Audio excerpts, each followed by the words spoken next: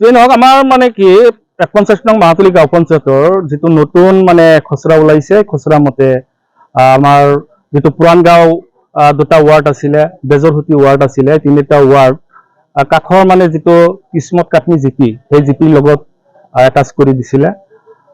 আৰু আমি ভাবো যে এই তিনিটা ৱাৰ্ড যদি সেই কিসমত কাটনি জিপিৰ লগত যদি থাকে, ইফালে আমাৰ মাহাতলী জিপিৰ যিটো ভোটাৰৰ সংখ্যা, জনসংখ্যা অলপ কমি আহিব। অহাৰ ফলত আমাৰ যিটো মানে পানীখেতি ৱাৰ্ডৰ 2000 ভোটাৰ, ইয়াত মানে তিনিটা ৱাৰ্ড যদি ভৰাই দিয়া হয়, তেতিয়াহ'লে আমাৰ জিপিখন মানে ভাল হ'ব বুলি আমি মানে বিবেচনা কৰিছোঁ। আৰু এই ক্ষেত্ৰত বিশেষকৈ আমাৰ পানী খেতিৰ যিটো ৱাৰ্ড, এই ৱাৰ্ডৰ মানুহখিনি আমি বিৰাট যন্ত্ৰণা আগৰ পৰাই ভোগ কৰি আহিছোঁ। আৰু যাতে ভোগ কৰিব আমাৰ নালাগে, তাৰ কাৰণে আমি বিভাগীয় কৰ্তৃপক্ষসকলক বিনম্ৰ অনুৰোধ জনাইছোঁ। আমাৰ এই মাহাতলী জিপিৰ পৰা ভোট লৈ এমএলএ হয়, নিৰ্বাচিত হয়, কিন্তু দুৰ্ভাগ্যজনক কথা কি 5 নং পানীখাইটি ৱাৰ্ডত কিমান ভোট আছে এমএলএ বাইদেউজনী নাজানে।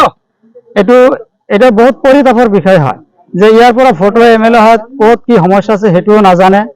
আৰু এমএলএ বাইদেউজনীক ৰিকুৱেষ্ট কৰাৰ পিছতো কোনো গুৰুত্ব নিদিয়ে, আৰু ভোটৰ সংখ্যাও নাজানে, আমাৰ সমস্যাবোৰো নাজানে। তেনেহ'লে আমি সন্দেহ কৰিব পাৰোঁ এমএলএ বাইদেউ নিজেই ইনভলভ হৈ আছে ইয়াত। আপোনালোকৰ দাবী কি? আমাৰ দাবী আগত যিখন ড্ৰাফ্ট ওলালে সেইখন ড্ৰাফ্ট বাহাল ৰাখিব লাগে। এইখিনি আমাৰ ন্যায্য দাবী আৰু মেইন দাবী এইখিনিয়ে আমাৰ। মতে আমি দেখা পাইছোঁ যে 51 নং মাহাতলী গাঁও পঞ্চায়তৰ মানে তিনিটা ৱাৰ্ড মানে ওচৰৰে কাষৰে মানে কিসমত কাটনি জিপিৰ লগত মানে মিলাই দিছিলে।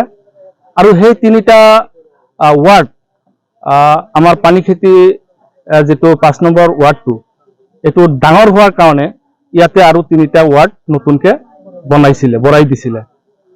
তো এই ক্ষেত্ৰত দেখা গৈছে আমাৰ যিটো মানে ভোটাৰৰ সংখ্যা, সেই ভোটাৰৰ সংখ্যা অনুপাতে আচলতে 4টা নহয় 5টা দিলেও আমাৰ মানে ৱাৰ্ড হয়, 5টাও হয়, কিন্তু এই ক্ষেত্ৰত 4টা দিছে।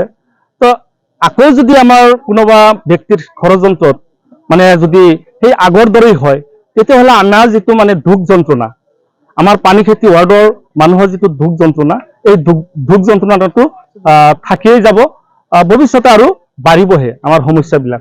অলপ দিন আগতে আমাৰ বগৰ সমষ্টিৰ এটা সমৰা সমষ্টি হৈছে। সমৰা সমষ্টিৰ মাহাতলী জিপিৰ পঞ্চায়তৰ 5 নম্বৰ ৱাৰ্ডটোতে প্ৰায় 10,000-11,000 মান ভোট আছে। আমি বিভিন্ন ঠাইৰ পৰা জনসাধাৰণে ভোট দিবাৰ আহোঁতে 7টা বজাৰ পৰা আৰম্ভ কৰি ৰাইতে 10টা বজালৈকে ভোট দিব লাগে। গতিকে কিছুদিন আগতে শুনা পালোঁ যে আমাৰ ৱাৰ্ডখনক 4টা ভাগ হৈছে, হৈ 3টা ভাগ কিসমত কাঠি কাৰোবাৰ লগত মিলাই দিছে। কিসমত কাঠি আৰু কাছাৰী পামত পঞ্চায়তত 8,000 ভোট, আৰু আমাৰ এইখনত এটা ৱাৰ্ডত 10,000ৰ বেছি ভোটাৰ আছে।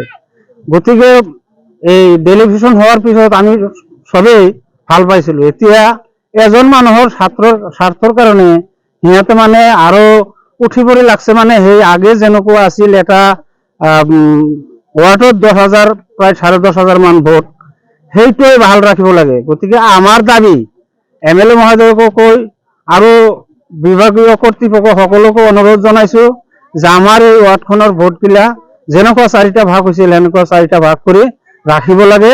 আমাৰ ৰাইজৰ এইটোৱে মেইন দাবী।